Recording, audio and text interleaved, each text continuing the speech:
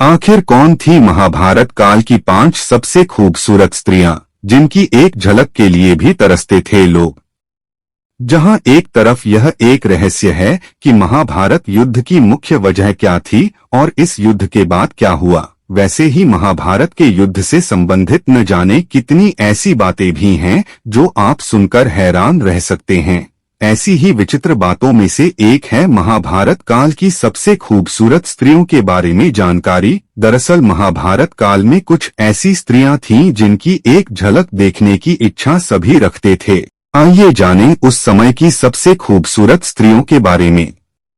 देवी रुक्मणी।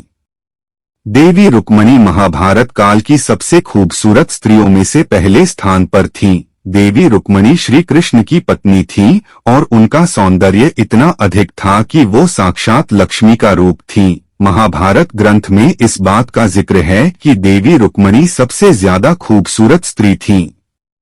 द्रौपदी। महाभारत में द्रौपदी के चरित्र के बारे में आप सबने जरूर सुना होगा, लेकिन शायद आप नहीं जानते होंगे कि द्रौपदी स्वर्ग की अप्सराओं की तरह ही सुंदर थी। उनकी खूबसूरती इतनी ज्यादा थी कि सभी उसकी तारीफ करते थे। द्रौपदी राजा द्रुपद की पुत्री थीं और उनकी खूबसूरती की वजह से बहुत से लोग उन्हें अपनाने की सोचते थे।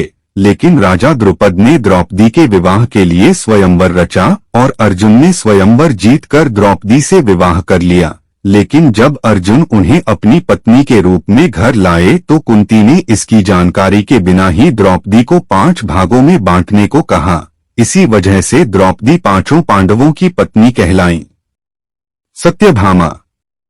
सत्यभामा महाभारत काल की एक और सबसे खूबसूरत स्त्री थीं। सत्यभामा और द्रौपदी बहुत अच्छी सखियां थीं। वो दोनों आपस में एक दूसरे से साथ अपने कई गुणों को बांटती थीं। उर्वशी। उर्वशी महाभारत की एक और सबसे सुंदर स्त्रियों में से थीं। उर्वशी इंद्र स्वर्ग लोक की सबसे खूबसूरत स्त्री थीं। एक बार उर्वशी अर्जुन पर मोहित हो गईं, लेकिन अर्जुन ने उनके प्यार को ठुकरा दिया। इस पर उर्वशी ने अर्जुन को स्त्री बनने का श्राप दिया था। उर्वशी महाभारत काल में अपनी खूबसूरती के अलावा बेहद निडर होने की वजह से भी मशहूर थीं। सुभद्रा। सुभद्रा महाभारत काल में श्री कृष्ण और बलराम की बहन थीं। एक समय अर्जुन सुभद्रा की खूबसूरती पर मोहित हो गए और उनसे शादी का प्रस्ताव रखा।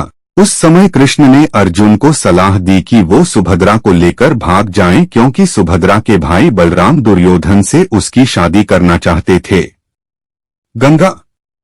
गंगा शांतनु की पहली पत्नी थी और महाभारत की सबसे खूबसूरत स्त्रियों में से एक थीं। गंगा की खूबसूरती से आकर्षित होकर शांतनु ने गंगा से शादी की इच्छा रखी, लेकिन गंगा ने उनके सामने कुछ शर्तें रखीं, जिसमें पहली यह थी कि शांतनु उनसे कभी कोई सवाल नहीं करेंगे, दूसरी कि वो गंगा को कभी कोई काम करने से रोकेंगे नहीं, और तीसरी कि अगर किसी भी शर्त को उन्होंने तोड़ा तो वह उन्हें हमेशा के लिए उन्हें छोड़कर चली जाएंगी।